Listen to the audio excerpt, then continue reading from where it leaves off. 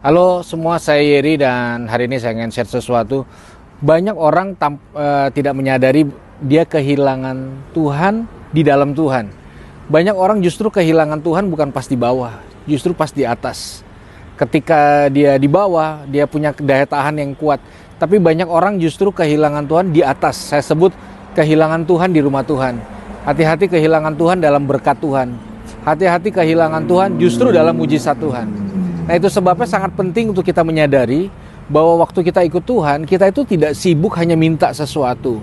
Tapi kita juga sibuk mempersiapkan tangan kita supaya waktu menerima sesuatu dari Tuhan, kita tidak kehilangan Tuhan. Nah, itu sebabnya sebagai anak Tuhan sangat penting, saya ulangi, sangat penting untuk menyadari hal ini. Respeklah, hormatlah pada setiap tekanan, masalah yang sedang Tuhan izinkan dalam hidup kita.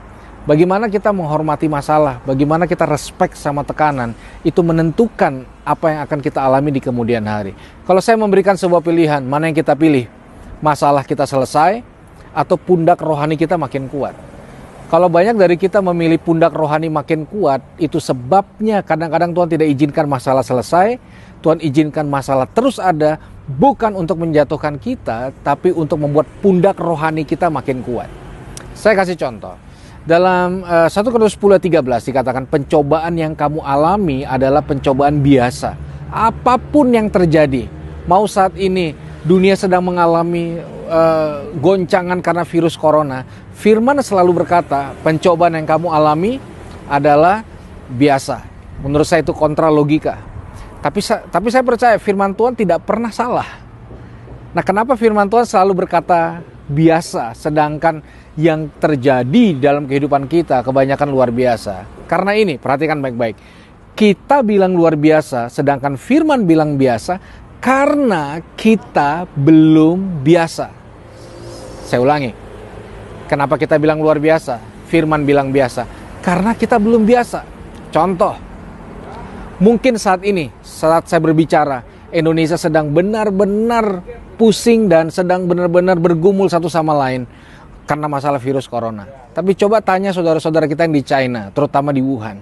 Mungkin mereka mulai berkata biasa karena mereka sudah melewati 3 bulan, 4 bulan isolasi dan sebagainya. Mungkin kalau ada orang dari Eropa datang ke Indonesia, lalu mereka rasa kegerahan, lalu mereka tanya kita, lalu kita akan bilang apa? Kita biasa karena kita sudah terbiasa.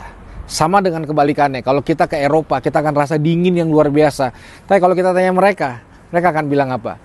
Biasa, karena apa? Mereka sudah terbiasa. Jadi poin saya gini, terbiasa dengan sebuah masalah itu penting dalam hidup kita.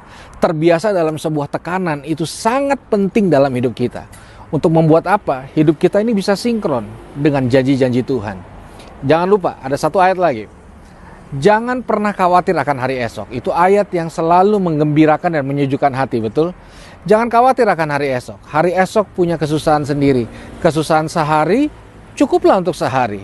Nah, sebenarnya ayat itu sedang menyampaikan pesan penting adalah setiap hari ada kesusahan. Saya ulangi, setiap hari ada kesusahan. Bukan tujuannya untuk menjatuhkan kita, tapi untuk menguatkan kita. Ini waktunya kita berdiri sebagai anak-anak Tuhan, bukan jadi anak Tuhan yang gampang baper, cengeng, gampang nangis dan sebagainya. Kita menjadi anak Tuhan yang kuat. Kita menghormati setiap tekanan-tekanan yang ada. Kita bukan jadi anak Tuhan yang selalu menghindar. Kita jadi anak-anak Tuhan yang bisa menghadapi semua bentuk raksasa dalam kehidupan kita. Itu sebabnya siapapun yang lagi menyaksikan tayangan ini, kalau hari ini Tuhan izinkan sesuatu seperti orang dirajam, gak pernah berhenti, percayalah, salah satu tujuan badai adalah memperkuat. Jadilah kuat di dalam Tuhan. Nikmatilah setiap proses. Hormatilah setiap proses. Karena suatu saat kita akan berdiri menanggung apa yang Tuhan percayakan dalam hidup kita. Dan suatu saat Tuhan bawa kita terus naik. Kita gak sombong, tetap murah hati, dan tetap kuat di dalam Tuhan. Jadi saya berdoa ini bisa memberkati setiap kita. Ingat, hormatilah setiap proses yang sedang Tuhan izinkan. Karena hari ini Dia memperkuat pundak rohani kita untuk semakin hari semakin kuat, semakin dapat dipercayakan anugerah yang besar. Tuhan berkati kita semua.